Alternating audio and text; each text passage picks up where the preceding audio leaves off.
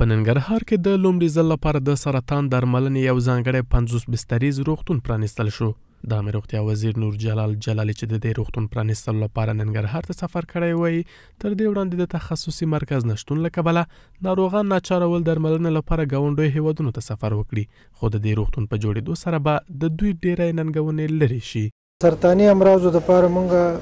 معیاري د شفاخانه نه درلودله، نو 50 بستر او شفاخانه افتتاح شوله او د دې سره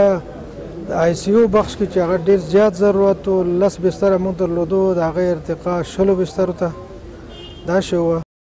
له دې سره د ننګرهار یو شمېر اوسېدونکي او د دې ولایت سیمه ییز مسؤلین هم د دې روغتون له پرانیستلو هرکلی کوي او هغه د لوړو لګښتونو او د سرطان ناروغانو درملنې لپاره د اوږدو سفرونو مخنیوي لپاره مهم او اغېزناکه بولي. محترم وزیر صاحب، موږ تقریبا امارت اسلامي چې حاکم شوی دی په بار په قراراتو موږ ګاونډي هیواد پاکستان سره مشکلات راځي او اکثر وخت دروازه بندي، زموږ ناروغان مشکلات هم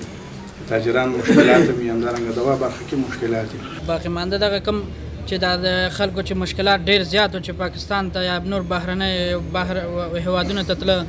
دغه مشکلاتونه ان شاء الله خلاص شو. دلته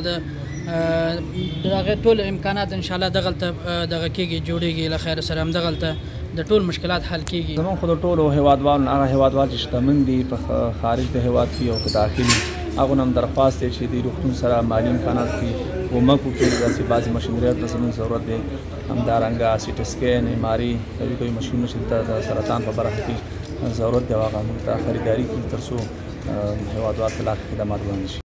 له دې سره هم مهاله د عامه روغتیا وزارت د فاطمه الزهرا روغتون هم له 10 بسترونو 60 بسترونو ته لوړ کړی څو د ناروغانو ستونزې راکمې شي.